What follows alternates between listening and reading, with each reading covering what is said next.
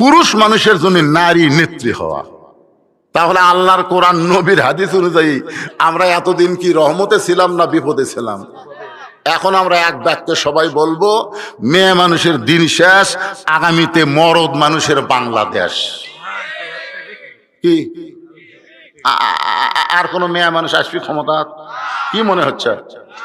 এই জন্য একটা সাইজ মতো একটা স্লোগান দেওয়া লাগবে।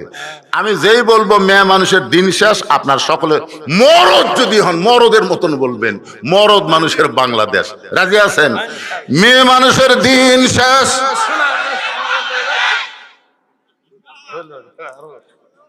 হাসে হাসে যা হাসে আলহামদুলিল্লাহ। মানে এতদিন মেয়ে মানুষের তলে থেকে পুরুষ মানুষ কি হবে জানেন? যেই বাড়িতে দেখবেন মেয়ে মানুষের গলা জোরে হয়, ওই বাড়িতে পুরুষ মানুষের কণ্ঠ নিচু। জোরে কোন কথা ঠিক কিনা? আপনাকে এই গ্রামে খুঁজলে দেখবেন যেই বাড়ির মেয়ে মানুষ চিল্লাচিল্লি বেশি করে, ওই বাড়ির পুরুষ মানুষ হিজড়া ঢপা হয়। জোরে কোন কি ঢপা হয়? হিজড়া। এতদিন মেয়ে মানুষ আমাকে মাথার উপর ছিল, আমাকে রেখে স্বভাবটা কিরকম হয়ে গেছে, দুর্বল।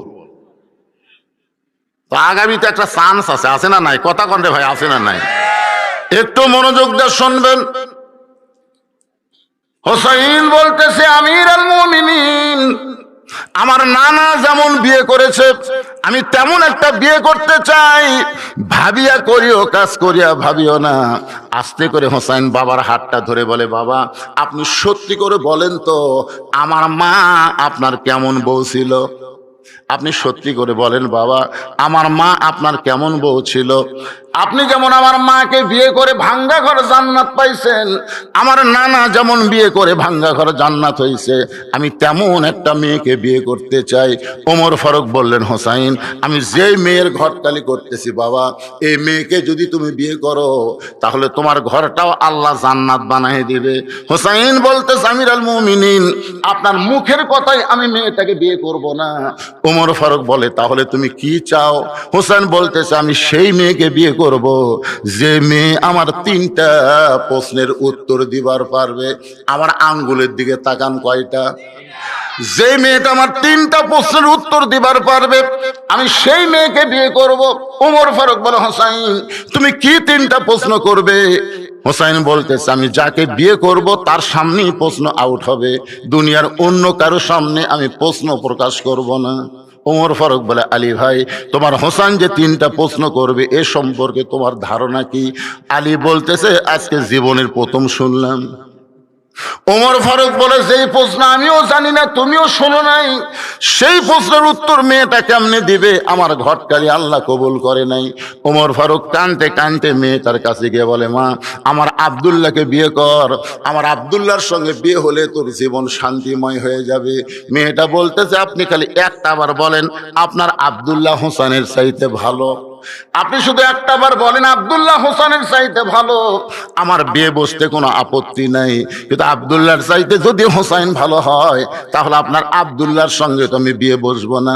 ওমর ফারুক বলে, মা তুমি কি জানো হোসেন সেই মেয়েকে বিয়ে করবে যে মেয়েটা তার 3টা প্রশ্নের উত্তর দেওয়ার পারবে, যেই প্রশ্ন আমিও জানি না তার বাবাও জীবনে শোনে নাই, তাহলে তুমি কেমনে উত্তর দিবা? মেয়েটা বলতেছি, আমির আল মুমিনিন হোসেন কি 3টা প্রশ্ন করবে আমি জানি না, তবে আমার ঈমান বলতেছে আমি না পারলেও আমার আল্লাহ পারাবে। ইন্নাল্লাযীনা ক্বালু রাব্বুনাল্লাহু সুম্মা ইসতাকামু তাতানাজ্জালু আলাইহিমুল মালাইকা আল্লা তাখাফু ওয়া লা তাহজানু ওয়া আবশিরু বিল জান্নাহ। আল্লাহু আকবার। মেয়েটা বলতে যে হোসেন কি 3টা প্রশ্ন করবে আমি জানি, আমি জানি, কিন্তু আমার ঈমান বলতেছে আমি না পারলেও আমার আল্লাহ পারাবে।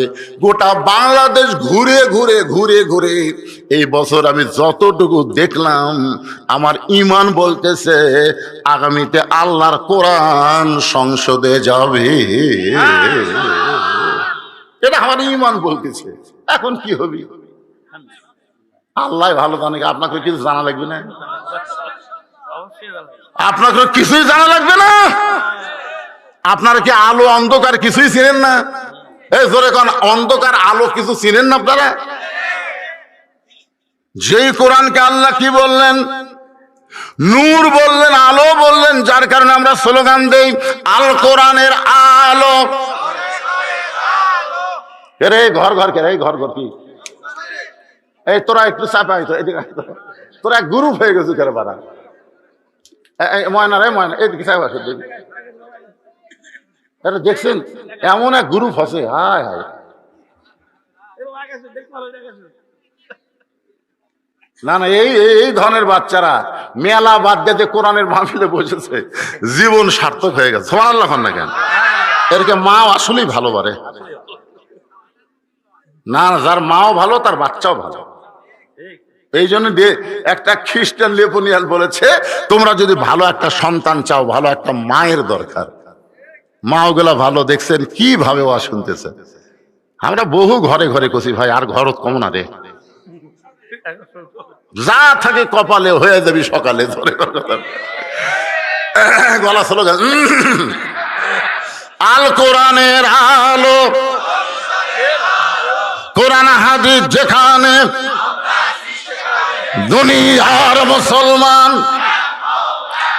লিল্লাহে তাকবীর।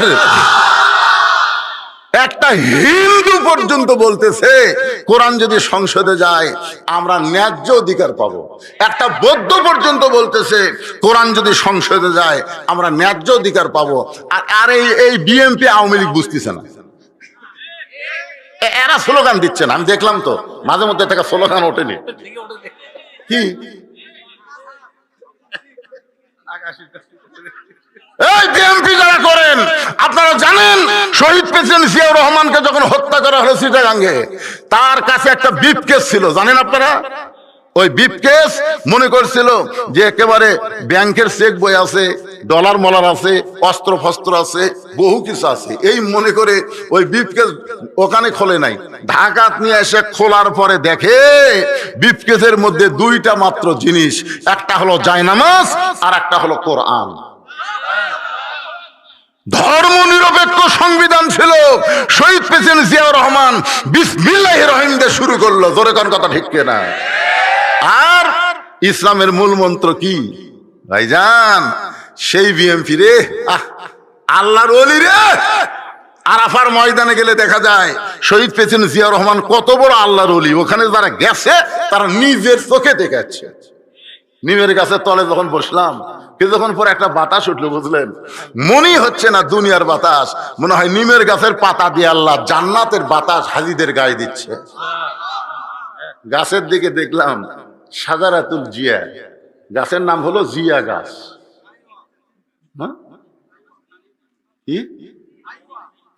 জিয়া গাছ, জিয়া গাছ, জিয়া টিরি। চিন্তা করছেন বিএমপি করেন ভাইজান? আপনারা তো ভালো মানুষ রে।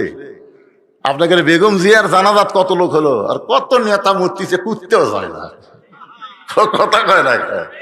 তো এই জন্যে আওয়ামী লীগ বাদ দেয়, ওর কখন বাদ দিন, বাদ দিয়ে বিএমপি, জামাত, তাবলিগ, পীর মুরিদি, হাত পাকার যে পাকায় হোক সব মিলে কোরআনের পক্ষে একটা স্লোগান ডাটের দেওয়া লাগবে। জনগণ যেন বুঝবার পারে হুজুর একলা নাই, হুজুরের সামনে হাজারো আল্লাহর বান্দারা আছে, এটা যেন বুঝবার পারে। গলা খাঁকারে দেন আল কোরআনের আলো, কোরআন হাদিস যেখানে, দুনিয়ার মুসলমান লিল্লাহে তাকবীর। মেয়েটা বলতেছে আমির আল মুমিনিন হোসেন কি তিনটা প্রশ্ন করবে আমি জানি না, তবে আমার ঈমান বলতেছে আমি না পারলেও আমার আল্লাহ পারবে। ওমর ফারুক এক দৌড়ে চলে আসছে হযরত আলীর বাড়ির। আলী বলতেছে কিছুক্ষণ আগে কানতে কানতে চলে গেলেন, আবার ফেরত আসলেন কেন? ওমর ফারুক বলতেছে তারিখ করবার আছে, তারিখ। হোসেন বলে কিসের তারিখ? ওমর ফারুক বললেন বিয়ের তারিখ না, তুমি যে তিনটা প্রশ্ন করবা সেই প্রশ্নের উত্তর দিবার পারবে কি পারবে না, তারই তারিখ। আলী বলতেছে, যেই প্রশ্ন আপনিও শোনেন নাই আমিও জানি না, সেই প্রশ্নের উত্তর মেয়েটা কেমনে দিবে?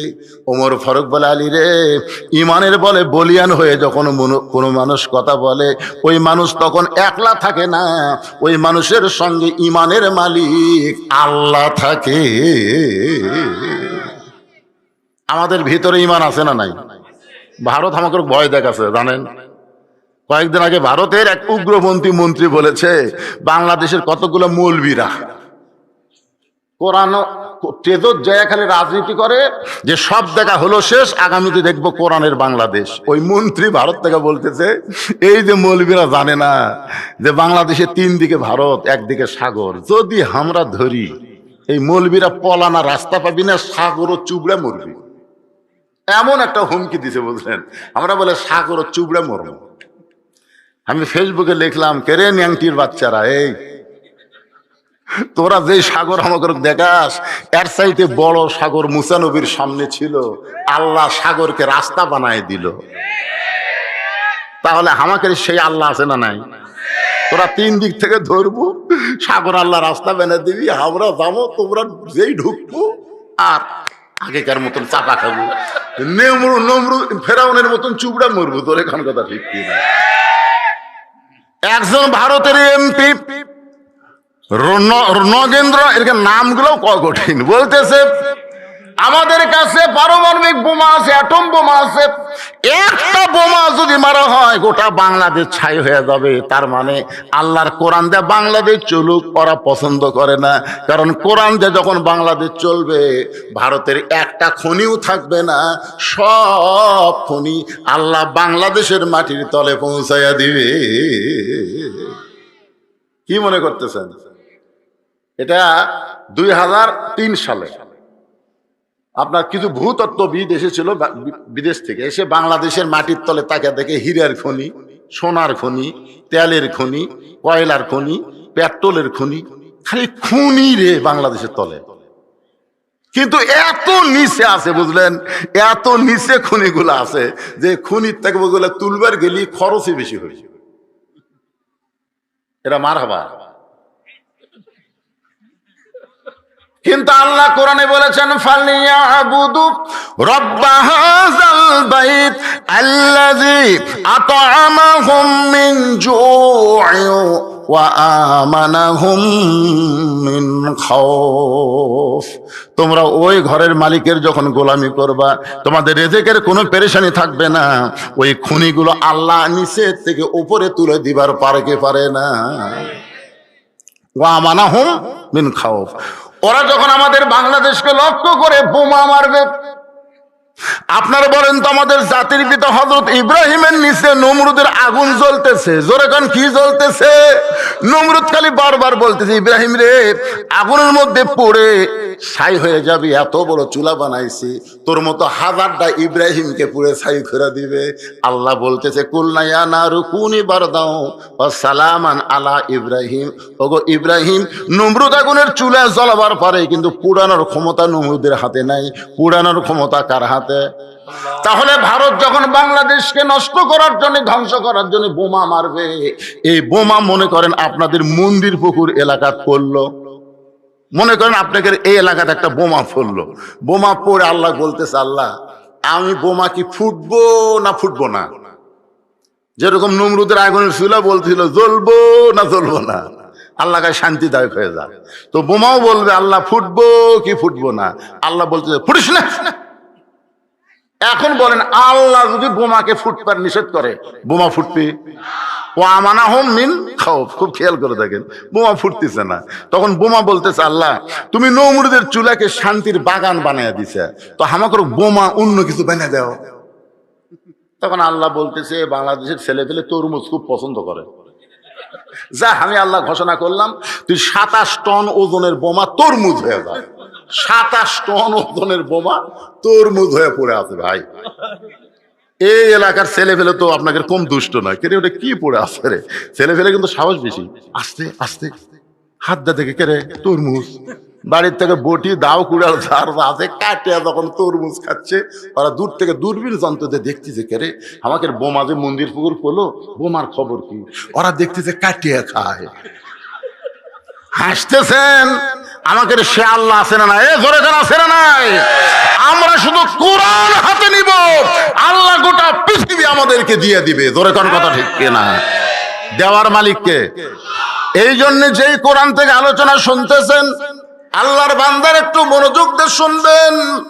ওমর ফারুক বললেন, আলী রে, মেয়েটা এমন কথা বলেছে, আমার বিশ্বাস মেয়েটা একলা নাই, মেয়েটার সঙ্গে আমার আল্লাহ আছে। তার মানে কি বোঝা গেল? ইমানদারের সাথে কে আছে? যাই বলতেছেন না, আপনার সাথে কি শয়তান আছে? তাহলে জোরে সবাই বলবেন, আমাদের সাথে কে আছে? আরো জোরে, ওয়া হুয়া মাআকুম আইনামা কুনতুম।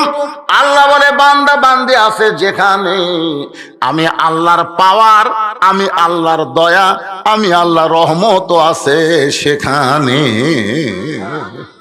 তারিখ মোতাবেক তারিখ হয়ে গেছে। তারিখ মোতাবেক হযরত ওমর ডান পাশে বসে গেছে, আর হোসাইন বসেছে মাঝখানে, আর বাম পাশে বসে গেছেন হযরত আলী। এই যে আমাদের দিকে একটু তাকায় দেখেন, ডান পাশে হযরত ওমর বসে গেছে, মাঝখানে হোসাইন, আর ডান পাশে বাম পাশে হযরত আলী বসে গেছে। সামনে একটা চাদর দেওয়া হয়েছে, চাদরের ওই পারে ওই সুন্দরী মেয়েটাকে বসানো হয়েছে। আপনাদের কাছে আমার প্রশ্ন হলো, সামনে চাদর দেওয়ার কারণ কি? সবাই জোরে বলেন। তার মানে কি বোঝা গেল? পর্দা। এটা কিন্তু মমতাজ পাগলির মতন একজন গায়িকা হাসিনার সময় সংসদে গেছিল। মমতাজ সংসদে গেছিল, আপনারা জানেন। ওই সংসদে গিয়ে একটা গান গাইছিল, ওরে শরীয়তের মৌলানা, আমাদেরকে লক্ষ্য করে, ওরে শরীয়তের মৌলানা, চোখ দুইটা করলা কানা, মনের পর্দা বড় পর্দা, তোমরা খুঁজা পাইলা না, তেতুল হুজুর বুঝলো না। তাহলে মনের পর্দা যদি বড় পর্দা হয়, আপনার বলেন তো ওমর ফারুকের মন ভালো না খারাপ? এই সত্য কথা বলার সময় এই পিছনে ছেলে এই দৌড়াদৌড়ি করে, শোনেন, এই ছোট ছোট বাচ্চাদেরকে আপনারা সাবধান করবেন। বাজান, রাসূল কি জন্য বললেন 7 বছর থেকে তালিম দাও? 7 বছর থেকে তালিম দাও, 10 বছর থেকে জোর করে নামাজ ধরো। এমনি এমনি করেছে, এই যে দৌড়াদৌড়ি করতেছে, এখন একটু তালিম দেওয়ার বয়স। এখন ঘড়ির দিকে তাকে দেখেন তো রাত 11:30 বাজতেছে, আর 11 সময় এরা দৌড়াই। আমাদের এলাকায় সন্ধ্যার সময় প্রত্যেকটা মেয়েরা ঘোড়া চেক করে, হাঁস মুরগি উঠলো কিনা। সন্ধ্যার সময় লাইট দিয়ে দেখতেছে হাঁস মুরগি ঠিক মতো উঠলো কিনা। সন্ধ্যার সময় পুরুষ মানুষ গোয়াল ঘর চেক করতেছে, গরু ছাগল ঠিক মতো উঠলো কিনা। কিন্তু সন্ধ্যার সময় মুরগি হাঁস, সন্ধ্যার সময় গরু ছাগল যদি চেক করে, তাহলে রাত 11:30 বাজলো। এরকে বাপ মা কুটি গেল, চেক করবি না? ও আর শুনতিস ওরা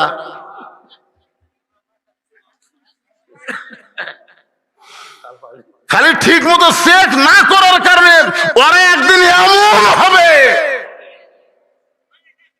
সেই দিন বুঝবার পারবেন চেক করার কি দরকার। ছোট ছোট বাচ্চারা, সোনার ময়নারা সব মাহফিল বসো, সবাই মাহফিলে বসো আল্লাহর হস্তে। প্রথম আসে যেরকম দেখলাম, বুঝলাম আমার মন ভেঙে গেছিল। কে রে, পাশে একটা সন্ধ্যার সময় মাহফিল করলাম, মানুষের জায়গা হয় না, ঝাঁকর না। সব বলে হুজুর ওয়াজ শুনে পেট ভরেনি, কি এক ওয়াজ করে চলে গেছেন, শুনতে শুনতে সময় শেষ। আজকে মনে করুন পেট ভরাতে যা লাগে, কিন্তু সেদিকে মানুষ নেই। প্রথম আমি তা দেখলো ভাই, এদিকে কোটাল ছাপ্পা, এদিকেও ফাঁকা। কিন্তু এখন একটু কলজা ভরে উঠতেছে, যাক আলহামদুলিল্লাহ ভরতেছে আস্তে আস্তে। কি পোলার জন্য? তাই পোলার জন্য না। আপনার বলেন তো, পোলার গুরুত্ব বেশি না কোরআনের গুরুত্ব বেশি? তো বলেন কোরআনের জন্য বলেন। হ্যাঁ, পোলা ওটা একটা নফল সাবজেক্ট, ফরজের মধ্যে লিয়ে আসেন। এখানে সবাই একটু জিকির করেন, লা ইলাহা ইল্লাল্লাহ, জোরে লা ইলাহা ইল্লাল্লাহ, লা ইলাহা ইল্লাল্লাহ, লা ইলাহা ইল্লাল্লাহ, লা ইলাহা ইল্লাল্লাহ, লা ইলাহা ইল্লাল্লাহ, লা ইলাহা ইল্লাল্লাহু মুহাম্মাদুর রাসূলুল্লাহ। তার মানে বোঝা গেল মনের পর্দা পর্দা না, পর্দা হলো আল্লাহর আইন। জোরে বলেন পর্দা কার আইন? ওমর ফারুকের মন ভালো, হোসেনের মন ভালো, আলীরও মন ভালো, কিন্তু তারপরে সামনে একটা চাদর দিয়ে বুঝাই দিল মনের পর্দা পর্দা নয়, পর্দা হলো আল্লাহর। আরো জোরে বলেন পর্দা কার আইন? আমার মায়েরা যারা পর্দার অন্তর আছেন, মা আপনি মরে গেলে আপনাকে 5টা কাপড় দেওয়া হবে। 5টা কাপড় দেওয়ার পরে আপনাকে যখন খাটনিতে রাখা হবে তখন কিন্তু আবার সেটা ঢাকা রাখবে। জোরে কোন ঠিক কিনা? ফেরেশতারা ঘরে আর কয় আল্লাহ, এই মেয়েটা যখন জীবিত ছিল গোটা মন্দির পুকুর ঘুরিছে, আর মরে যাওয়ার পরে 5 কাপড় দিয়া তার উপর আবার চাদর দিয়ে খাটনি ঢাকাচ্ছে, কারণ কি? আল্লাহ বলে ফেরেশতা, ওই দেশের নাম হলো বাংলাদেশ। ওই দেশের মেয়েরা বাঁচতে পর্দা মানে না, কিন্তু মরার পরে পর্দা করে। আপনার বলেন তো মরার পরে পর্দা করে কোনো লাভ হবে? মায়েরা মনোযোগ দিয়ে শুনবেন। ওমর ফারুক এখন বলে, হোসাইন তুমি যে 3টা প্রশ্ন করবা, এই 3টা প্রশ্ন এখন শুরু করে দাও। এবার হোসাইন দাঁড়িয়ে গেছে। কয়টা প্রশ্ন? 3টা প্রশ্নের উত্তর দিবার পারলে বিয়া, নচেত কিন্তু বিয়ে করবে না। হোসেন দাঁড়িয়ে বলতেছে, রে মেয়ে তুমি একা একা বসে আছো, তাই বলে মনে করো না তুমি একলা হয়ে গেছো। আমি হোসাইন বড় একা হয়ে গেছি। উমর ফারুক পুনর ঘুতাতে বলতেছে, বাজান তুমি কেমনে একলা হলে? তোমার ডান পাশে আমি বসে আছি, বাম পাশে তোমার বাবা বসে আছে, তুমি কেমনে একলা হলে? হোসেন বলে, রে মেয়ে আমার 2 পাশে 2জন মহামানব বসে আছে দেহ নিয়ে, কিন্তু মনে মনে মনে মনে তোমার পক্ষ নিয়েছে। আপনারা বলেন তো উমর ফারুক কার পক্ষে? আলী কার পক্ষে? কিন্তু বসে আছে কোন পক্ষে? তাই 12 তারিখে নির্বাচন কমিশনার যদি কোন দলের পক্ষ নেয়,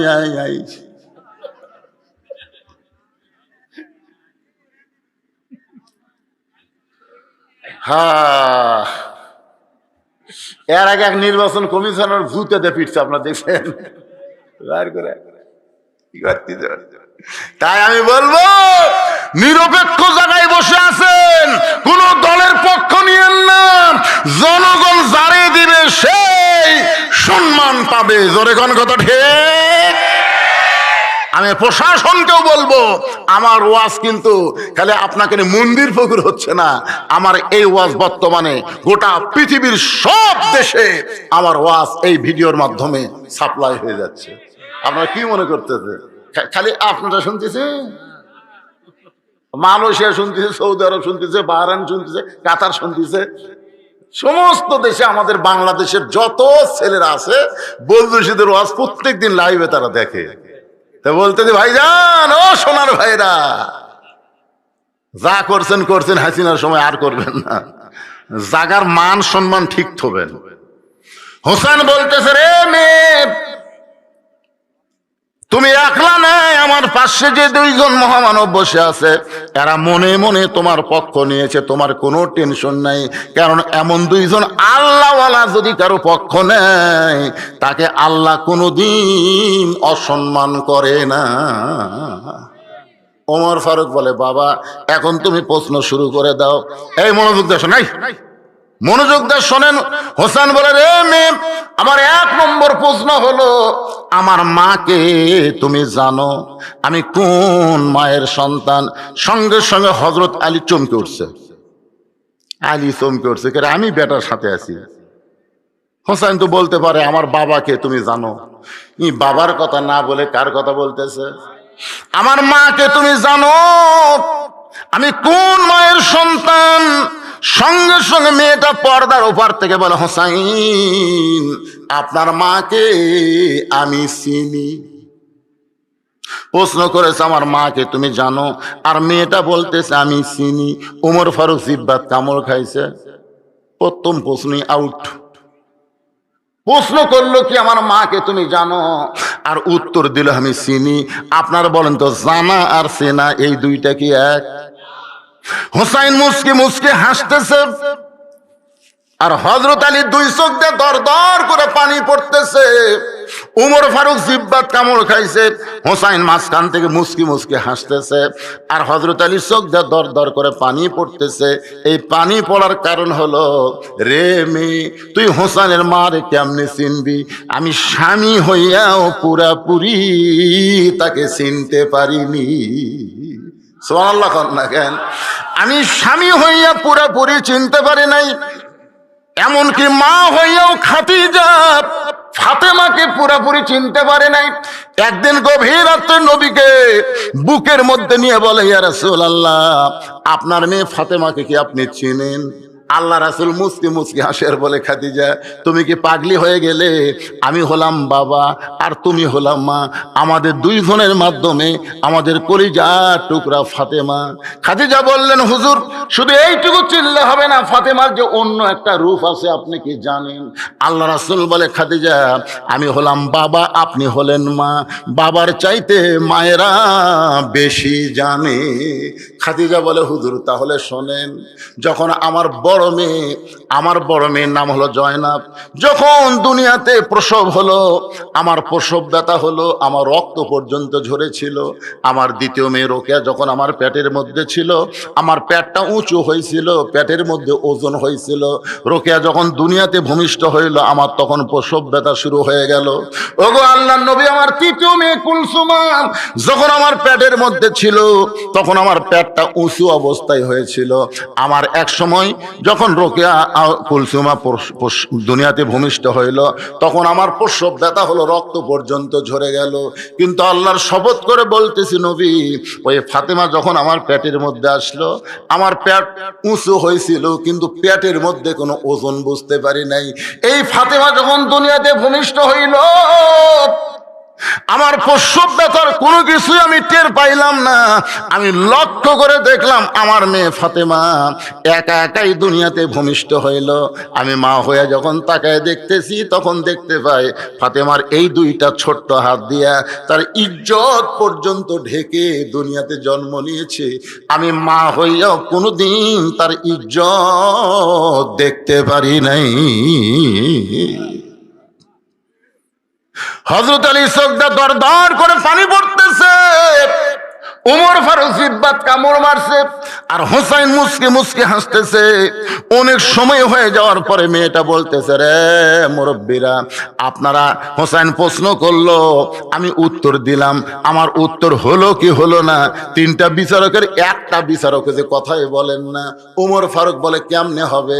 কারণ প্রশ্ন করেছে আমার মাকে জানো, আর তুমি উত্তর দিলে আমি চিনি।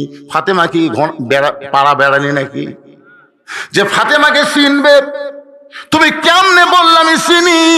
হোসেন মুসকে মুসকে হাসতেছে। হযরত আলী বলতেছে, মা, তুমি কেমনে বললে আমি চিনি? মা, যে ফাতেমা এমন পর্দানিশী ছিল, দুনিয়ার কেউ তাকে কোনোদিন দেখতে পারে নাই। এমনকি ফাতেমা মেয়েরা যখন ফাতেমার সঙ্গে দেখা করতে আসতো, ফাতেমা পর্দার ভিতর থেকে মেয়েদের সঙ্গে কথা বলতো, কোনো মেয়ের সামনেও ফাতেমা কোনোদিন প্রকাশ হয় নাই। আর তুমি বললে আমি চিনি, কেমনে চিনবা? সঙ্গে সঙ্গে মেয়েটা বলতেছে, ওই রোমের জেলখানায় যখন বন্দি ছিলাম, সকালবেলায় শেরদিল কারারক্ষী আমাকে চাবুক মারতো, বিকেল বেলায় আমাকে চাবুক মারতো। ওই চাবুক মারতে মারতে এক সময় আমি জর্জরিত হয়ে একটু বিরক্ত হয়ে বললাম, আল্লাহ, তুমি আছো আসমানে, নবী আছে মদিনায়, এই রোমের জেলখানায় এই মুমিনা নারীকে দেখার মতন দুনিয়াতে কেউ নাই।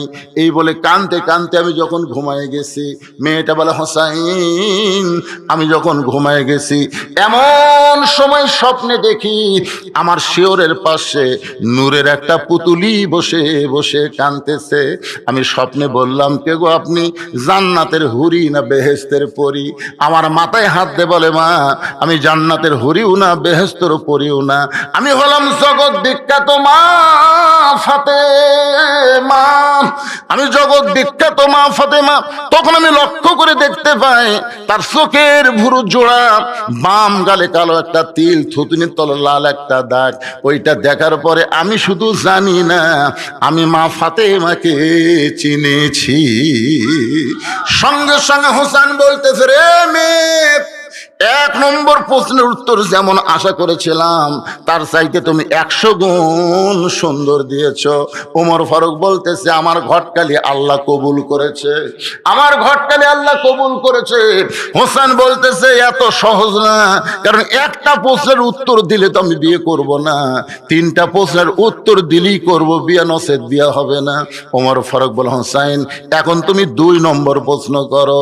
ইন্নাল্লাযীনা ক্বালু রাব্বুনাল্লাহু সুম্মা ইসতাকামু তাতানাজ্জালু আলাইহিমুল মালায়েকা।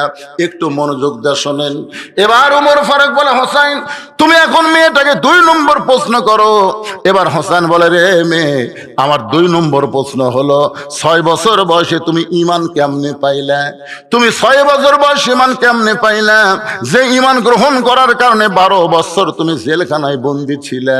আমি জানি তোমার যে দেশে ঈমান গ্রহণ করেছো ওই দেশে তুমি ঈমানটা কেমনে পাইলা? এবার মেয়েটা বলে হোসাইন আপনি যখন 2 নম্বর প্রশ্ন করেছেন তাহলে তার উত্তর শোনেন। আমি ঈমানটা কেমনে পাইলাম? আমি দুনিয়ার সাধারণ কোনো ঘরের সন্তান না, আমার দাদা হলো রোম সম্রাট কাইসার। মেয়েটা বলতেছে আমি দুনিয়ার সাধারণ কোনো ঘরের সন্তান না, আমার দাদা হলো রোম সম্রাট কাইসার।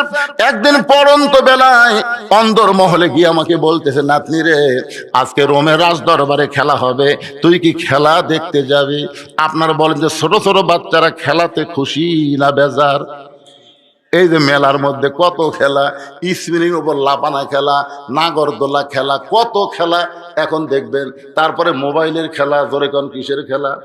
কোনো মেয়ে বাচ্চারা যখন কান্দে ওর কান্দা যদি থামাবার চান খালি একটা গেম চালু করে দেন। ছোট ছোট বাচ্চারা খেলাকে পছন্দ করে। মেয়েটা বলে হোসেন 6 বছর বয়স আমার দাদা যখন অন্তর্মহলে বলতেছে রোমের রাজ দরবারে খেলা হবে, তুই কি খেলা দেখতে যাবি? আমি তখন দাদার সঙ্গে খেলা দেখার নিয়তে রোমের রাজ দরবারে আসলাম। আমার দাদার সিংহাসনের পাশে ছোট্ট একটা সিংহাসন করে সেইখানে আমাকে বসার ব্যবস্থা করে দিল। আমি বসার পরে বললাম দাদু ভাই আপনি খেলা দেখার কথা বলে আমার নিয়ে আইছেন, খেলাটা কোন জায়গায়? আমার দাদা বলে নাতি রে তাহলে ওই যে তাকায় দেখ। মেয়েটা বলে হোসাইন আমার দাদা যখন বলল নাতনি রে ওই দিকে তাকায় দেখ, আমি তখন তাকায় দিকে একটা মানুষের চোখ কালো কাপড় দিয়ে বেঁধে রাখছে, ওই মানুষের 2টা হাত কালো রশি দিয়ে বেঁধে রেখেছে, ওই মানুষের 2টা পা লোহার শেকল দিয়ে আটকানো আছে। আমি তখন বললাম দাদু ভাই খেলা দেখার কথা বলে আপনি নিয়ে আসলেন, কিন্তু আমি একজন মানুষকে দেখতে পাই চোখ বাঁধা, হাত বাঁধা, পা লোহার শেকল দিয়ে আটকানো, এইটা কিসের খেলা? আমার দাদা বলতেছে ওইটা মানুষ না রে পাগলি, ওইটা মানুষ না, ওইটা মানুষ না। আমি বললাম অবিকল মানুষের মতোই দেখতেছি, তাহলে ওইটা মানুষ না, ওইটার পরিচয় কি? আমার দাদা অট্ট হাসি দিয়ে বললেন ওটা মানুষ না রে, ওইটা হইল মুসলমান। তার মানে কি বুঝতেছেন? ইহুদি খ্রিস্টান মালওয়ানের বাচ্চারা মুসলমানকে মানুষ মনে করে না। জোরে গান কি মনে করে না? মুসলমানকে যদি মানুষ মনে করত তাহলে ইসরায়েলের সৈন্যরা, ইসরায়েলের কাফেরের বাচ্চারা এতগুলো ফিলিস্তিনের মুসলমানের বাচ্চাদেরকে হত্যা করতো না। জোরে গান কথা ঠিক কি না? আমার দাদা বলতেছে ওইটা মানুষ না রে, ওইটা হলো মুসলমান।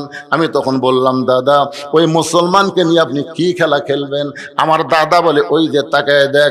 মেয়েটা বলে হোসাইন আমি তাকায় দেখি একটা চুলার মধ্যে আগুন দাউ দাউ করে জ্বলতেছে, ওই চুলার উপরে বিশাল একটা দেখছি মনে মনে তেল, ওই নিচের আগুনের তাপে তেলগুলো টকবক টকবক করতেছে। আমার দাদা বলতেছে নাতনি রে ওই মুসলমানকে হাত পাও বাঁধে এই উত্তপ্ত তেলের মধ্যে ফেলে দেব, মুসলমান পুড়ে মরে যাবে। আজকের খেলার নাম হলো মুসলমান মারার খেলা। আজকে খেলার নাম কি? মুসলমান মারার খেলা। আকাশেতে লক্ষ তারা, একটা চাঁদের আলো, 1000 কোটি মানুষের চাইতে একজন ইমানদার ওসমান হাদি ভালো। জোরে বলেন কথা ঠিক? আপনারা বলেন তো ওসমান হাদিকে কারা হত্যা করলো? কি জন্য হত্যা করলো? এই কারণেই করলো যে ওসমান হাদি ভারতের আধিপত্যবাদের বিরুদ্ধে কথা বলতো, ইনসাফের কথা বলতো, ইনকিলাব, সমস্ত মুসলমানিত্ব বজায় রেখে বাংলাদেশ শাসন করবে, এই কথাগুলো বলার কারণে তাকে হত্যা করা হলো। আকাশেতে লক্ষ তারা থাকলে কি হবে, একটা চাঁদের যখন আলো দেয় তখন দেখবেন কোনো তারার কোনো কাজ হয় না। হাজার হাজার মানুষ থাকলে কি হবে, একজন ওসমান হাদির মতো মানুষ ছেলে আমাদের বাংলাদেশে দরকার আছে না নাই? জোরে বলেন আছে না নাই?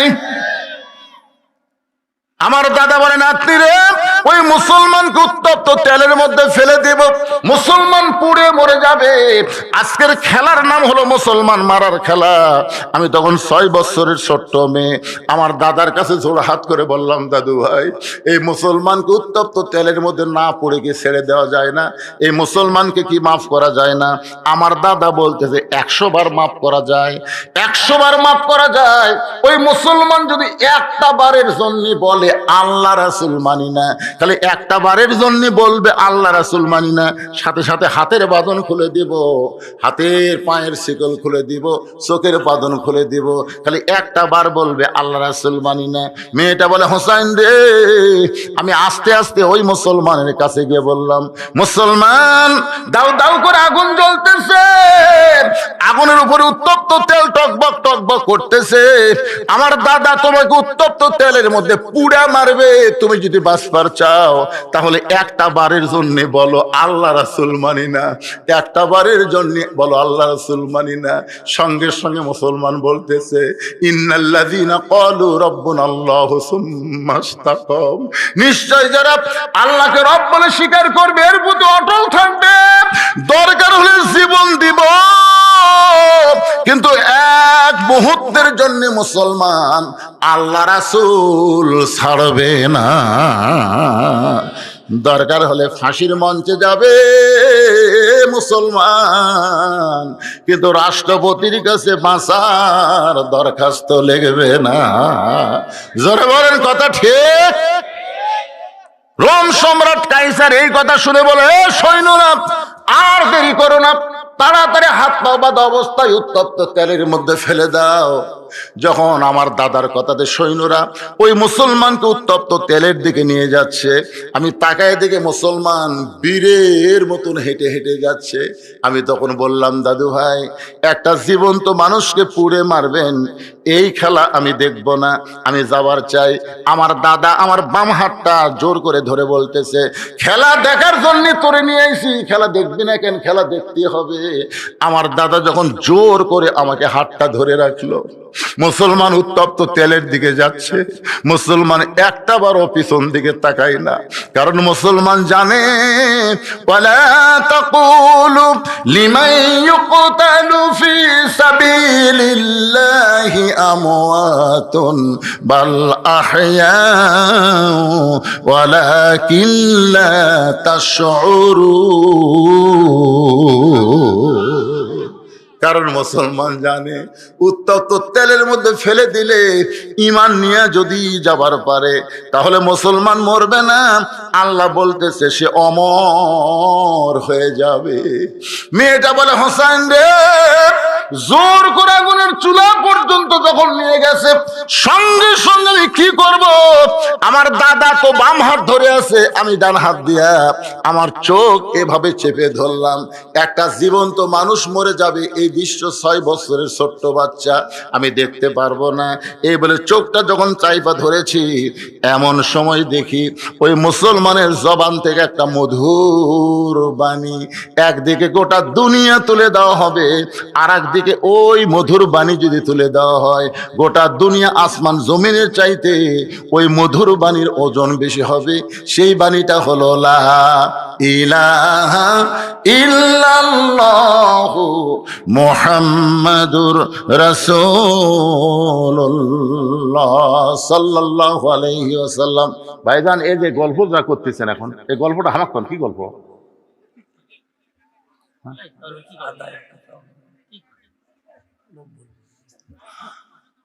না না, ঠিকই আছে না, যে গল্পটা করতেছে গল্প লাগে না তো, একটা স্লিপ এটি আমাকে দিছে। এটা কিসের স্লিপ জানেন? আসসালামু আলাইকুম হুজুর, কিছু মনে করবেন না, সুদের ব্যাপারে একটু আলোচনা করবেন। আপনারা কভার চাচ্ছেন, শোনেন শোনেন, ওয়াজ দিয়া নামাজি হবি না, ওয়াজ দিয়া সুদ বন্ধ হবি না, ওয়াজ দিয়া জাকাত আদায় হবি না, এগুলা সব সংসদে আল্লাহর কোরআন নিয়ে দেয়, বিল পাশ করে তারপরে সুদরু সুদরু। ফতুয়ার কথা হলো যে সুদের 1 টাকা খায়, নিজের মায়ের সঙ্গে নবী তিনবার এভাবে মুখ চাপে ধরছে, 3 বার। সর্বনিম্ন পাপ বলার সময়, সর্বোচ্চ পাপ হলো আল্লাহর সাথে যুদ্ধ করা, আর সর্বনিম্ন পাপ বলার সময় নবী 3 বার মুখ চাপে ধরছে। কয়বার? সাহাবেরা বলতে, হুজুর সুদের সর্বনিম্ন পাপ কি আপনি বলেন না কেন? রাসূল বলতেছে, কেমনে বলি? সুদের সর্বনিম্ন পাপ হলো নিজের মায়ের সাথে, জন্ম দেওয়া মায়ের সঙ্গে 42 বার জিনা করা।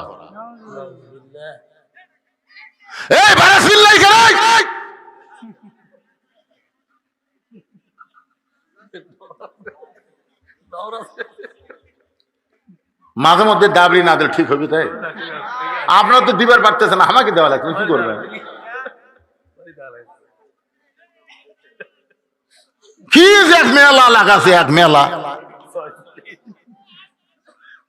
আল্লাহর বান্দার একটু মনোযোগ দেশ, অত্যন্ত গুরুত্বপূর্ণ। মেয়েটা বলতেছে, আমার দাদা কি ধরে আছে? আমার বাম হাত ধরে আছে, আর ডান হাত দিয়ে আমি চোখ বন্ধ করলাম, কারণ একটা জীবন্ত মানুষকে পুরো মারবে, এই দৃশ্য আমি দেখতে পারবো না। কিন্তু হঠাৎ আমার কানের মধ্যে ঢুকলো, লা ইলাহা ইল্লাল্লাহু মুহাম্মাদুর রাসূলুল্লাহ। মেয়েটা বলে, হোসাইন এত সুন্দর বাণী, এত সুন্দর কলেমা জীবনে আমি শুনি নাই। আমার কানের মধ্য দিয়ে আমার কলিজার মধ্যে যখন গেছে, আমি তখন দেখতে পাই, যদিও হাত দিয়ে চোখ বন্ধ করে আছি, তারপর আমি দেখতেছি ওই মুসলমানের দেহ নামক খাঁচাটা আগুনের চুলার মধ্যে পড়েছে, আর খাঁচার ভিতরে যেই পাখিটা আগুনের চুলাতে পড়ার আগে কে যেন পাখিটা ধরে সুন্দর একটা সবুজ রঙের বাগানে ছেড়ে দেয়। এই দৃশ্য দেখার পর আমি হ্যাঁচকা টান দিলাম, কেন আগে ছিলাম বেঈমান, কিন্তু ওই মানুষটা দুনিয়া থেকে বিদায় নেওয়ার সময় কলেমা আমার কলিজার মধ্যে ঢোকাতে আমি হলাম ঈমান। আর যখনই ঈমান আসবে তখন শক্তি কম না বেশি? আমি হ্যাঁচকা টান মারলাম, দাদার হাত থেকে আমার হাতটা খুলে গেল। আমি এক দৌড়ে বাড়ির মধ্যে গেলাম, বাড়ির মধ্যে গিয়ে আমার মায়ের সামনে বললাম, মা, লা ইলাহা ইল্লাল্লাহ মুহাম্মাদুর রাসূলুল্লাহ। আমার মা বলতেছে, তুই না তোর দাদার সঙ্গে রাজ দরবারে খেলা দেখতে গেলি, এই খেলা দেখবার গিয়ে মুসলমানের কলমা কোথায় পাইলি? এই কলমা যদি তোর দাদা শোনে, তোর বাপ শোনে, তোকে হত্যা করবে।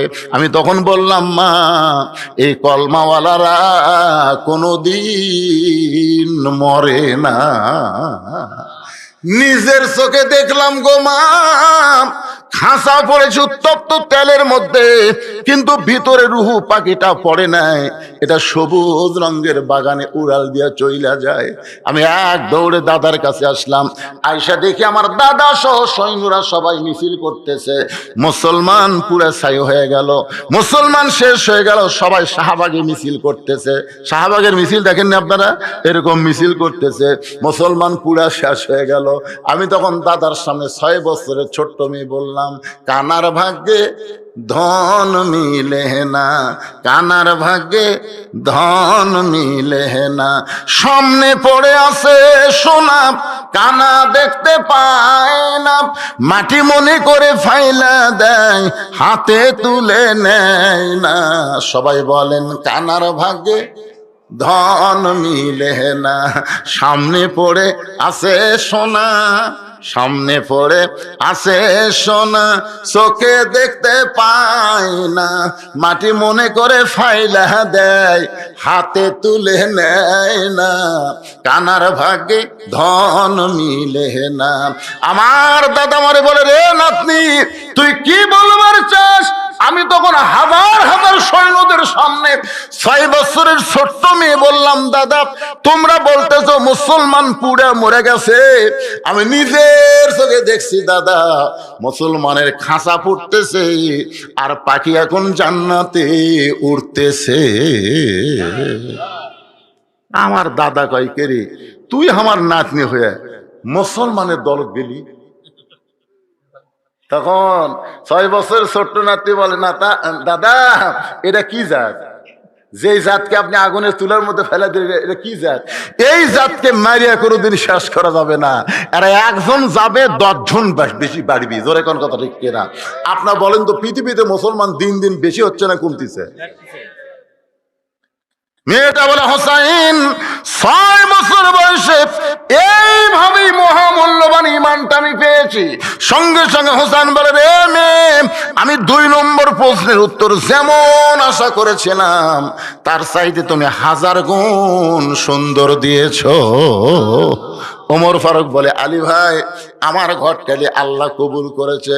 হোসেন বলতে যে এত সহজ না, 3টা প্রশ্নের উত্তর না দিলে আমি বিবাহ করব। কয়টা দিছে? আর একটা বাকি আছে। এই একটা প্রশ্নের উত্তর প্রশ্ন করবে, উত্তর হবে। আপনার কি সেই পর্যন্ত থাকবেন? কারা কারা থাকবেন আল্লাহকে একটু হাত দেখান। আমরা হোসেনের বিয়ে দেখে এখান থেকে সবাই যাবার চাই। আর এই আয়াতের তাফসীর, ইন্নাল্লাযীনা ক্বালু রাব্বুনাল্লাহু সুম্মা ইসতাকাম, সবাই আল্লাহু আকবার। তবে আমাকে বলেছে হুজুর 10টা মিনিটের জন্য আল্লাহর ঘর মসজিদ অথবা এই মাহফিল প্রতি বছর চলবে, এই জন্য 10টা মিনিট আপনি একটু জনগণের কাছে হাত বাড়াবেন। আপনাদের কাছে ব্যাগ যাবে, রুমাল যাবে। জীবনের শেষ দান মনে করে এখান থেকে বাড়ি যাওয়ার গ্যারান্টি আছে? এজোর এখানে আছে নাকি ভাই? তাই পকেটের ভিতর থেকে বের করবেন। 10 পারেন, 20 পারেন, 50 পারেন, 100 পারেন, যিনি যা পারবেন ব্যাগের মধ্যে দান করবেন। আর এখানে কাগজ কলম খাতা আছে। 1 বস্তা 2 বস্তা সিমেন্ট দিবেন, 1 বস্তা 2 বস্তা চাল দিবেন, 10 কেজি 20 কেজি গোস্ত দিবেন। সারা জীবন খালি মাছের পোলা খাবেন, আগামীতে গরু দিয়া পোলা হবি, অসুবিধা আছে? গরু দিয়া যদি আগামী বছর এই গ্রামের লোকেরা তবারক করে, আপনারা খুশি না বেজার? গরুর গোস্ত দিয়া করবি রে, গরু দিয়েই করবি, গোটাল গরু দিয়ে করবি, খুশি না বেজার? এই কারা কারা খুশি আল্লাহ হাত দেখান তো দেখে। দেখেন 2-1 জন হাত তোলে নিয়ে, মনে করে হাত তুলিবেন তো কথা বলে কেবারে মুরব্বী হাত তোলেন, হাত নাই, হাত নয় লিল্লাহ। এই গ্রামের একটা জামাই আমি দেখতে চাই, যে জামাই আগামী বছর গরু কেনার জন্য 5,000 টাকা দান করবে। একটা জামাই ওঠেন তো, আমি দোয়া করে দিব নবীর ডবল জামাই ওসমান গনির সঙ্গে আল্লাহ যেন তাকে জান্নাত দিয়ে দেয়। একটা জামাই, এই একটা জামাই লাভ ধরেন তো। জামাই নাই কেন? জামাই ঘুমায়,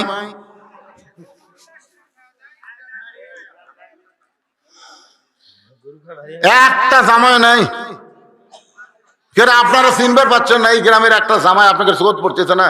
আমি তো চিনি না ভাই রে।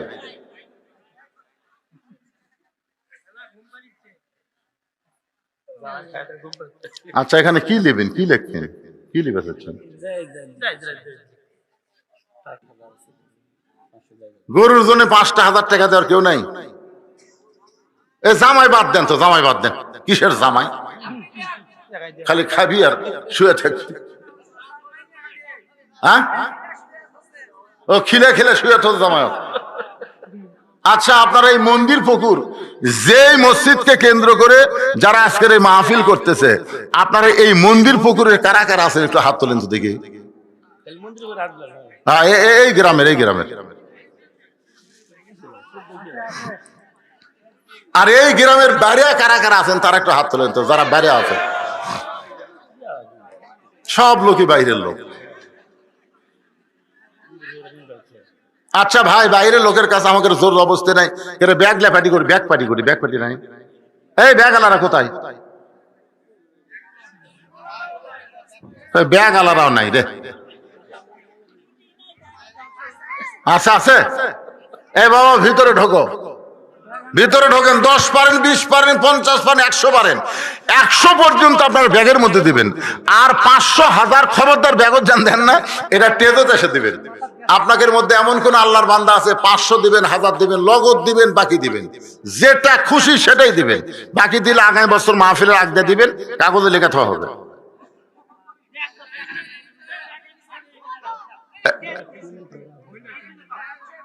মহিলাদের মধ্যে আমার মায়েরাই বেশি দান করবে ইনশাল্লাহ। এই চাদর ধরেন না, চাদর ধরলে মানুষের পায়ের ওপর পাও পড়বে, দরকার নেই। এই যে ব্যাগ ধরো, ব্যাগ ধরো, হ্যাঁ ব্যাগ ধরে। আমার মায়ের আজকে বেশি দান করবেন মা, তুলনামূলক পুরুষের চাইতে আপনাদের ওয়াজ আমি আজকে বেশি করছি, মায়েরা খুশি হয়ে দান করবে। আমি দোয়া করে দিব মা ফাতেমার সঙ্গে যেন আল্লাহ তাদের জান্নাত দিয়ে দেয়। সকলে বলে আল্লাহুম্মা আমিন। as-সাদাকাতু তারুদ্দুল বালা, দান সদকা করলে আল্লাহ বালা মুসিবত দূর করে দেয়। এই জন্য ভাইজান আগামী বছর যে মাহফিল হবে, আপনার ঈদ ধান হলে 1 মণ ধান দেবেন, 1 বস্তা সিমেন্ট দেবেন, মসজিদের টাইলস লাগবে, মসজিদের সিমেন্ট লাগবে, আল্লাহর ঘর মসজিদকে ভালোবাসা দান করবেন, মন চায় না? এই গ্রামে বহু ছেলে বাহিরে থাকে, প্রবাসী। কি দিল আনারুল? আনারুল কে? আপনার ছেলে? তাই কুটি গেছে আনারুল, আপনি পাঠিয়ে দিছে।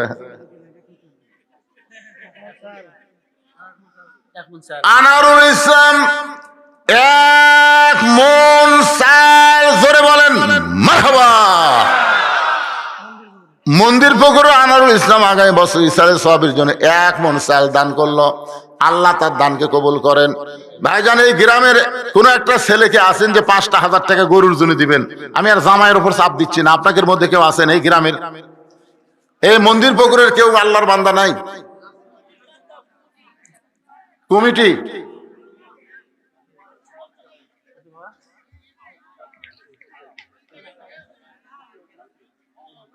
না 500, 1000 সেগুলো টেজর দেন। মোহাম্মদ ইউসুফ আলী, আল্লাহ তোমার একজন বান্দা নগদে 500 টাকা দান করেছে, আল্লাহ তার দানকে কবুল করেন। আল্লাহ নেক নিয়ত নেক, এটা লেখা লাগবে না, নগদ যেটা সেটা লেখার দরকার নেই, নগদের লেখার দরকার নেই, খালি বাকি মহিলার বলেছি আমাদের মায়ের কাছে যায় দেখেন, মায়েরা অনেক দান করবে। আল্লাহর আরেকজন বান্দা 500 টাকা দান করেছে, আল্লাহ দান কবুল করেন। ইসালে সওয়াব, আজকের মাহফিলের নাম কি? ইসালে সওয়াব। যাদের বাপ মা মারা গেছে, বাপ্পার রুহের মাগফিরাতে আজকের মাহফিল। এই মাহফিলের শেষে কিন্তু দোয়া করা হবে। যাদের বাবা নাই, মা নাই, দাদা দাদি কেউ নাই, তারা কবরে চলে গেছে, তাদের রুহের মাগফিরাতে 500 টাকা আল্লাহর কোন বান্দাকে দিবার পারেন না যে হুজুর আমার বাপ মা কবরে চলে গেছে, আমার বাপ মা রুহের মাগফিরাতে 500 টাকা দিলাম। জি, বাহাদুরপুরের একরাম, বাহাদুরপুর যে গ্রামে গাড়ি রেখে চলে আসলাম, সে বাহাদুরপুর দেখছেন, বাহাদুরপুরের একরাম 1000 টাকা দান করলো। আল্লাহ বাহাদুরপুরের একরামের দানকে আল্লাহ আপনি কবুল করেন। আল্লাহুম্মা আমিন, জোরে বল আল্লাহুম্মা আমিন। কেরে বাহাদুরপুরের আর কেউ নাই? এখন পর্যন্ত এই মন্দির পুকুরের একটা লোকের নাম লেখা পড়লো না রে।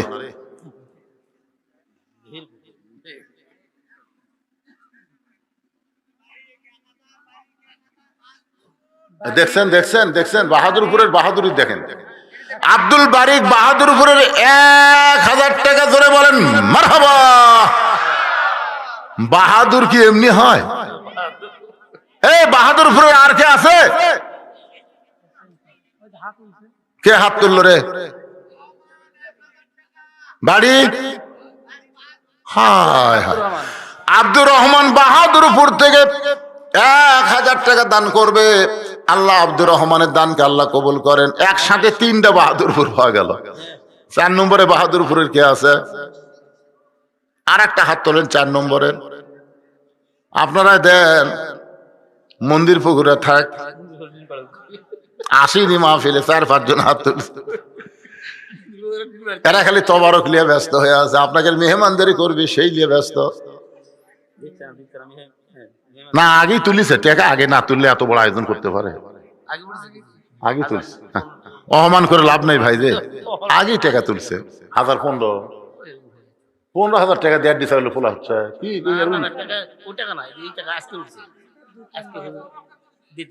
ও তুলেছে, আগে তুলছে, মাশাআল্লাহ।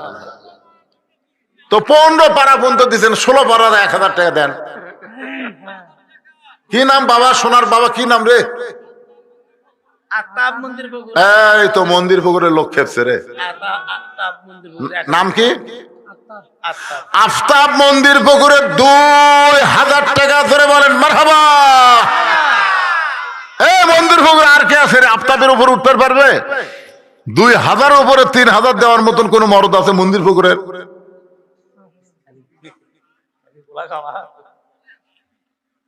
বলেন বলেন, দেরি করতেছেন কেন ভাইজান? রাত 12টা পার হয়ে যাচ্ছে, তারিখ পরিবর্তন হচ্ছে।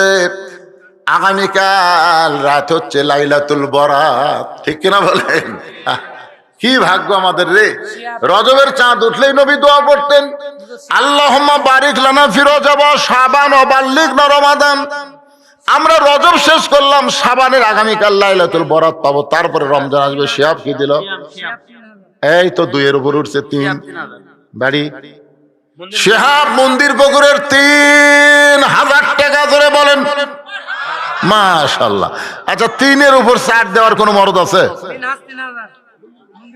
এই মিনহাস 1000 বেশি দাও। মিনহাস কোনটা রে? ও বিদেশে আছে। মিনহাস 3000 টাকা দান করবে বিদেশ থেকে। আল্লাহ যেখানেই থাক ভালো থাক, কামাই বরকত দিও, শরীরটা সুস্থ রেখো, বেশি বেশি কামাই যেন করতে পারে। আল্লাহ কবুল করেন, আল্লাহুম্মা আমিন। হারুন এরা 3000 লাইন ধরছে, হারুনও 3000। হারুন কি বিদেশে? মন্দির পুকুর। হারুন মন্দির পুকুরে 3000 টাকা দান করেছে। আল্লাহ হারুনের দানকে আল্লাহ আপনি কবুল করেন, আল্লাহুম্মা আমিন। আপনারা যে ব্যাগত আদায় করলেন সেই টাকাটা খুঁটি দেয়, ব্যাগের টাকা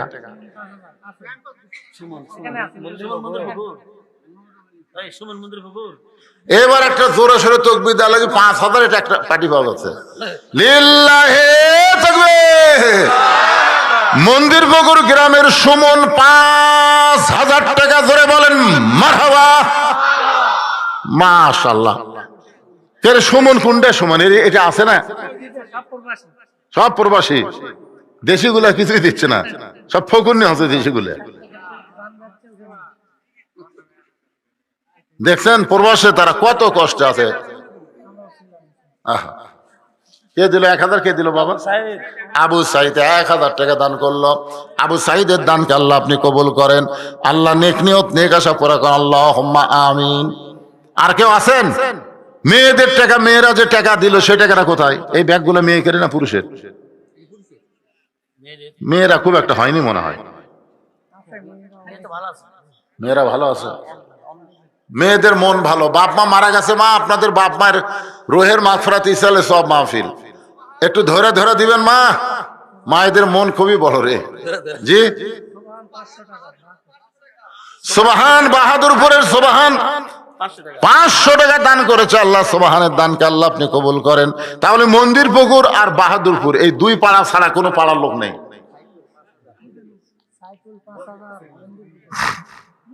লিল্লাহি তাকবীর। সাইফুল ইসলাম মন্দির পুকুর 5000 টাকা ধরে বলেন মারহাবা। আমার মনে হচ্ছে গরু কিনা যাবে, মনে হয় যাবে। এই সাইফুল এতক্ষণ লেখেনি। আর কে আছেন? এরা সব মন্দির পুকুরের বাবাজিরা, মন্দির পুকুর সবাই দিছেন। আপনাকে এই কমিটির সভাপতি কে? এই কমিটির এই ইমাম সাহেব হচ্ছে মাহফিলের সভাপতি, মসজিদের সভাপতি। পাগলা সবাই সভাপতি। এ কি কয়? সগলি সভাপতি।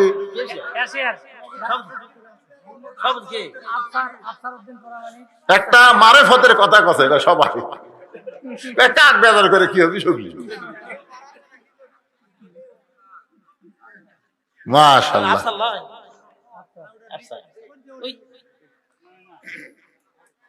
সবাই একটু জিকির করেন লা ইলাহা ইল্লাল্লাহ, লা ইলাহা ইল্লাল্লাহ, জোরে লা ইলাহা, লা ইলাহা ইল্লাল্লাহ মুহাম্মাদুর রাসূলুল্লাহ সাল্লাল্লাহু আলাইহি সাল্লাম।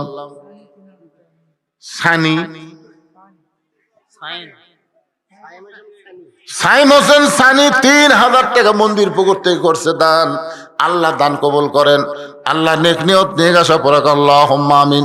আপনাদের বাপ মা যাদের কবরে গেছে, বাপ মা রুহের মাগফিরাতই তো মাহফিল, ইসালে সব মানে কি তাদের রুহের জন্য দোয়া করা হবে। আমরাও সবাই মরে যাব ভাই, প্রত্যেক বছর এরকম করে একটা জান্নাতের বাগান এখানে লাগুক, আত্মীয় স্বজন আসবে, আত্মীয় মেহমানদারি হবে, আবার মাহফিল হবে, সবার জন্য একটা দোয়াও হবে। এই জন্য আমি চাচ্ছিলাম যে একটা গরু দেওয়া যায় কিনা, তো না, গরু দেওয়ার পার্টি নেই, জামাই একটাও নেই, জামাই কয়ে আমার মুখই শেষ। এখন আসেন, ওমর ফারুক বলে হোসাইন 3 নম্বর প্রশ্ন করো। এবার হোসাইন মেয়েটাকে লক্ষ্য করে বলতেছে, রে মেয়ে, আমার 3 নম্বর প্রশ্ন হলো বিবাহের পরে, খুব খেয়াল করবেন, বিয়ার আগে না পরে, বিবাহের পরে আমার সঙ্গী তোমার থাকতে হবে। যুবকেরা শোনো, আল্লাহ রাসূল বলেছেন সাইদাতুন নিসা সাইদুস শাবাবি আহলিল জান্নাত, জান্নাতি যুবকদের সর্দার হবে হাসান ও হুসাইন রাদিয়াল্লাহু তাআলা আনহুমা। তোমরা যদি হাসান হোসেনের সঙ্গে জান্নাতে থাকবার চাও, তাহলে বিবাহের আগে কোনো কিছুই চলবে না, সব চলবে বিবাহের পরে। হোসেন কি বলতেছে? বিবাহের পরে, তার মানে বোঝা গেল বিবাহের আগে কোনো কিছু জায়েজ। আরো জোরে, যত 14 ফেব্রুয়ারি ভ্যালেন্টাইন ডে হয়, যারা বিশ্ব ভালোবাসা দিবস পালন করে, এরা কি বিয়ার আগে করে না পরে করে? নূর আলম, আল্লাহ তোমার একজন বান্দা মন্দির পুকুর 5,000 টাকা দান করেছে, আল্লাহ তার দান কবুল করেন, আল্লাহ নেক নিয়ত নেক আশা পুরা করেন। জোরে বলে আল্লাহুম্মা আমিন। হোসেন বলে, রে মেয়ে, আমার 3 নম্বর প্রশ্ন হলো বিবাহের পরে আমার সঙ্গী তোমার থাকতে হবে। যেই প্রশ্নটা করেছে, সঙ্গে সঙ্গে মেয়েটা ফোঁপায় ফোঁপায় কাঁদতেছে।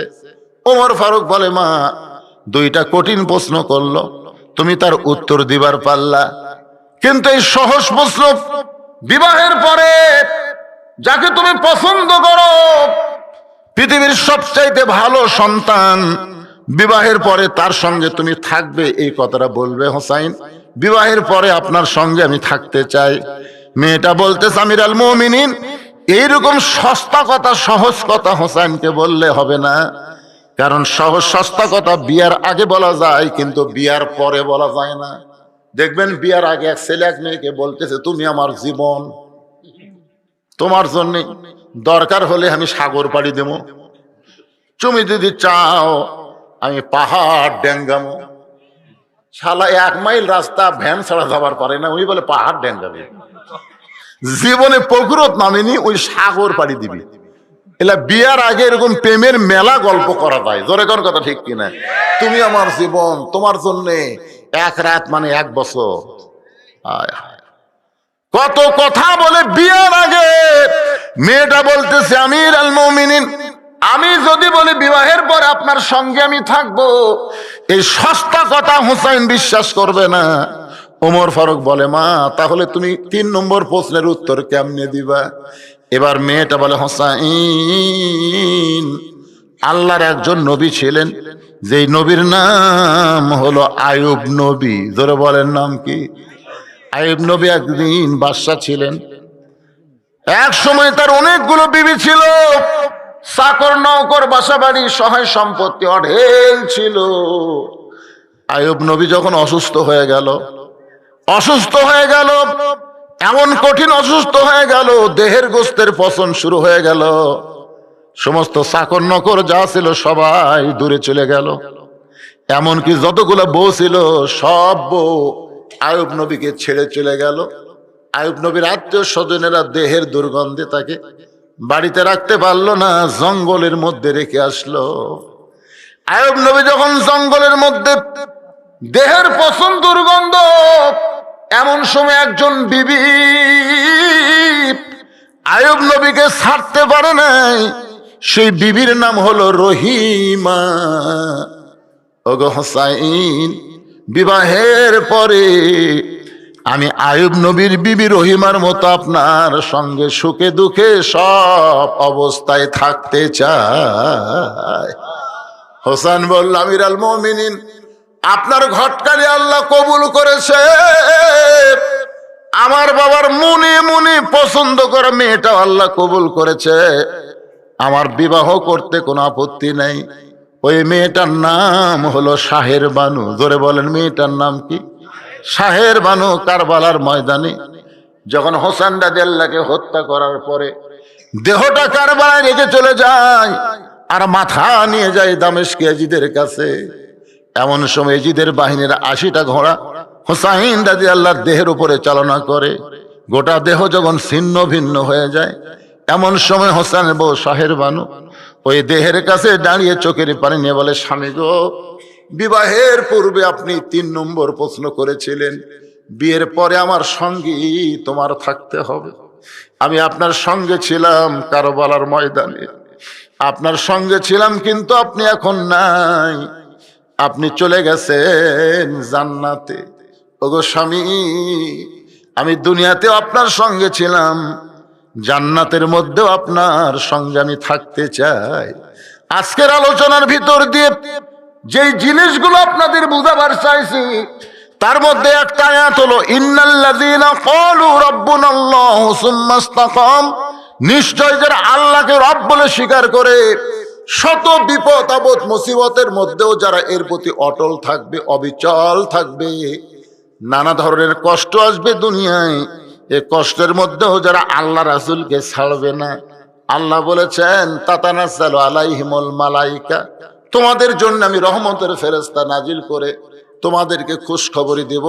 আল্লাহ তাখাফ, তোমাদের কোনো ভয় নাই, ওয়ালা তাহজান, তোমাদের কোনো চিন্তা নাই, ওয়া আবশিরু বিল জান্নাহ, দুনিয়া ছাড়ার সঙ্গে সঙ্গে জান্নাতের 8টা দরজা আল্লাহ আমি তোমাদের জন্য খুলে দিব। ভাইজান, নানা ধরনের পরীক্ষা আসবে সামনে, কে কত বুঝ দিবে, কে কত দিবার চাবে, এটা দিবে সেটা দিবে, ঘর ভাঙ্গা ঘর সাঙ্গা করে দিবে, কিন্তু কোনো কথার দিকে আমরা যাব না। আমরা অটল থাকবো, অবিচল থাকবো আল্লাহর কোরআনের পক্ষে। এই কোরআনকে শুধু মঞ্চে নয়, এই কোরআন শুধু মসজিদে নয়, এই কোরআন শুধু মাদ্রাসায় নয়, আমরা জায়গা মতো আল্লাহর কোরআনকে যেন নিয়ে যেতে পারি, আল্লাহ সেই তৌফিক যেন আমাদেরকে দান করে। জোরে কোন আমিন।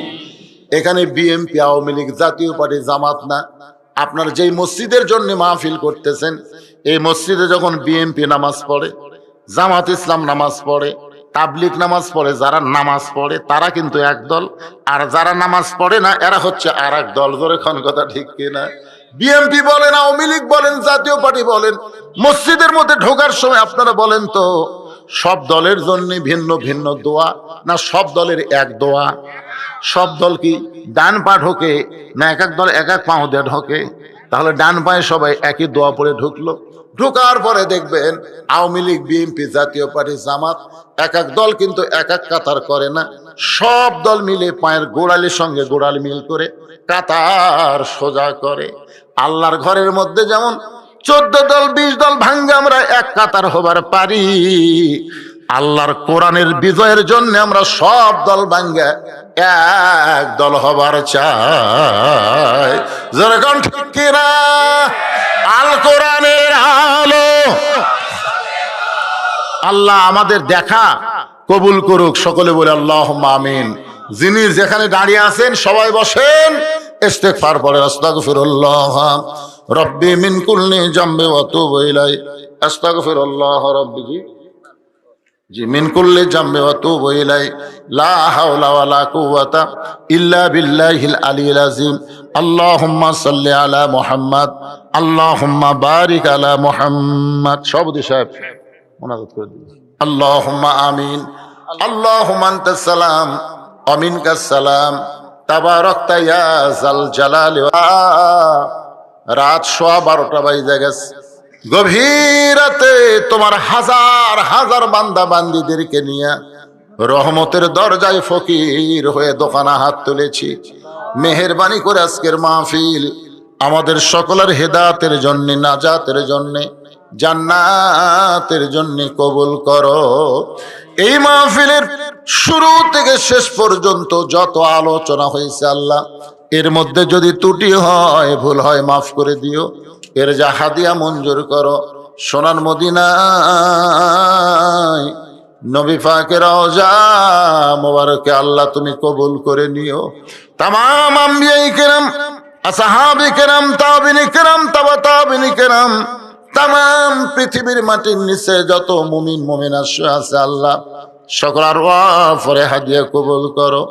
এই মন্দির পুকুর গোরস্থানে যত মুর্দা শুয়ে আছে আল্লাহ সব কবরকে জান্নাতের টুকরা বানিয়ে দাও। আল্লাহ আমরা যারা হাত তুলেছি, আমাদের জনম দুঃখিনী মা যাদের কবরে চলে গেছে, আমাদের দরদের বাবা যাদের কবরের ঘরে, আল্লাহ মেহেরবানি করে মা বাবার কবরটাকে জান্নাতের টুকরা বানায় দাও। আল্লাহ তোমার যেই বান্দারা কষ্ট করে মেহনত করে হাজার হাজার টাকা খরচ করে আজকের জান্নাতের বাগান লাগাইছে, আল্লাহ তাদের সকলকেই তুমি জান্নাতি কবুল করো। আল্লাহ যারা কষ্ট করে মেহনত করে এতগুলো মানুষের আয়োজনে তাবারক পাক করেছে, আল্লাহ তুমি তাদেরকে মাফ করো, কবুল করো। মসজিদ কমিটির সভাপতি, সেক্রেটারি, কেশিয়ার সদস্য, মাহফিলের সম্মানিত সভাপতি, প্রধান অতিথি, বিশেষ অতিথি, আল্লাহ হাদি সাহেব, মুরব্বী, যুবক, কচিকাচা, পর্দার অন্তরালের মা বোনেরা, আল্লাহ সকলকে তুমি কবুল করো। আল্লাহ তোমার মাহফিল করতে গিয়া নগদে বাকিতে যারা দান করলো, আল্লাহ সব দানগুলোকে জান্নাতের বিনিময় হিসাবে কবুল করে নাও। আল্লাহ মিলে মিশে মহব্বতে সবাইকে বসবাস করার তৌফিক দাও। যে কোরআন আমরা শুনলাম, সারা জীবন কোরআন শুধু শুনবো না, বাস্তবে বাংলার জমিনে আমরা কোরআন মোতাবেক যেন চলতে পারি এমন একটা দৃশ্য আমাদের দেখার তৌফিক দিয়ে দাও। আল্লাহ আমি গুনাহগার, আমি পাপিষ্ঠ বলে দোয়া ফিরাই দিয়েন না। এতগুলো মানুষের মধ্যে যার দুই খারাপ পছন্দ হয়, সেই দুই হাতের ওসিলায় আজকের মাহফিলকে কবুল করে মৃত্যুর সময় আমাদের জবানে জারি করে দিবেন লা ইলাহা ইল্লাল্লাহু মুহাম্মাদুর রাসূলুল্লাহ সাল্লাল্লাহু আলাইহি সাল্লাম। আসসালামু আলাইকুম ওয়া রাহমাতুল্লাহি ওয়া বারাকাতুহু।